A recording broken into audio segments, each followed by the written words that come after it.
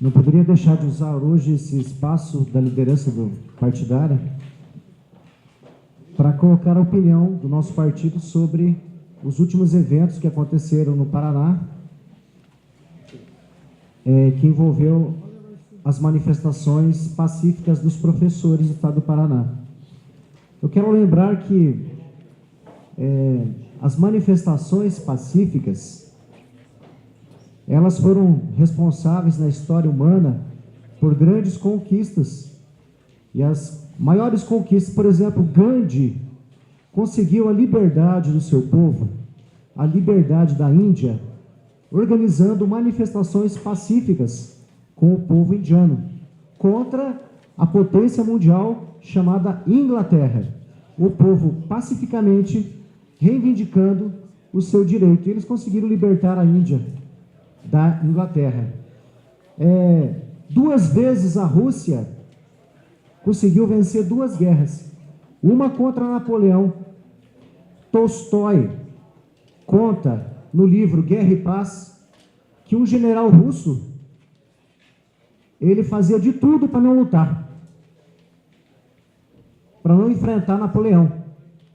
Ele simplesmente esperava o adversário, a hora que o adversário atacava, ele recuava. Era uma estratégia que ele teve. E com isso enfraqueceu o exército de Napoleão, que teve que voltar para casa e morreu de fome no meio do caminho. Então, a resistência pacífica ela é necessária. Os professores fizeram isso. Resistiram pacificamente a uma perda de direitos. E foi isso que a gente viu naquela praça. Milhares de professores, não contra a polícia, na verdade a favor do seu direito. Infelizmente, houve o conflito, porque também, quando que existe conflito e guerra? Quando a palavra fracassa. Quando o diálogo fracassa, aí existe o conflito. E nós temos que perseverar sempre na palavra, para que não haja o conflito. Agora, o que nós vemos? A polícia é uma corporação. Numa corporação, o cabeça é muito importante. E eu acredito que as lideranças da polícia, da segurança do Paraná, precisam mudar o seu discurso e precisam mudar o seu pensamento. Porque estão se revelando lideranças com pensamento ditatorial de violência.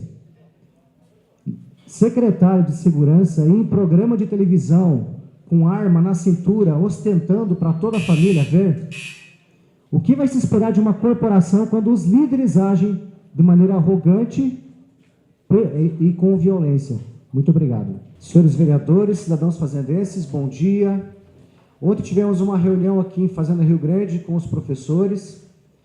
Eles comentaram sobre o apoio da Câmara de Vereadores. Eu disse para eles que os vereadores aqui já apoiaram antes de ter acontecido todo aquele fato. Já tinha tido apoio da Câmara aqui para a sua luta, a sua reivindicação. Então, eu quero até agradecer por esse apoio que os vereadores já deram naquela época. É difícil para a gente, numa situação dessa, nós que estivemos lá no meio, junto com os professores, as bombas caindo ao redor, é difícil para a gente aqui se pronunciar, porque, como homem, a gente tem vontade de fazer um discurso, mas como cristão, nós temos a responsabilidade de fazer um discurso certo. Como homem, eu gostaria de chegar aqui e fazer um discurso bombástico, mas eu acho que chega de bombas, Foi 1 hora de bombas lá no Centro Cívico. Quase, mais de 1 hora, quase 2. Porque bomba só traz destruição, não traz construção. Essa teoria de alguns de que o universo surgiu por uma explosão não é verdade. Porque explosão não constrói nada, só traz destruição. Então nós não podemos acreditar que bombas, explosão, violência vai construir alguma coisa, só vai trazer destruição. Eu lembro um momento em que Jesus estava num jardim e chegou uma manifestação contra ele. para levá-lo preso e crucificá-lo. Eu lembro que nessa história, Jesus se entregou. Pedro quis brigar, puxou a espada, acertou na orelha do soldado. Jesus falou assim: quem vive pela espada, morre pela espada. Então nós precisamos construir uma nação, um país, um Estado, sem violência. E as autoridades têm que ser os primeiros a não serem violentos, a não fazerem discursos de ódio, a não exibirem armas. Há 100 anos no Paraná, aconteceu da polícia paranaense subir no trem armada até os dentes, há 100 anos atrás, para enfrentar o povo paranaense lá no Contestado. E o tenente da polícia foi o tempo todo exibindo as cordas, dizendo que ia trazer o povo amarrado. Quando chegaram em Palmas,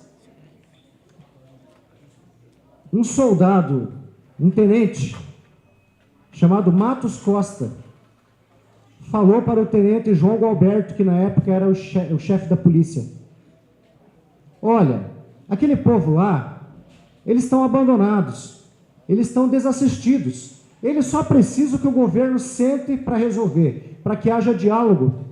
Só isso, precisa de conversa, de diálogo. Eu lembro que está escrito, na história, que o tenente da polícia disse: se você está com medo, eu assumo toda a responsabilidade. E partiu para cima daquele povo.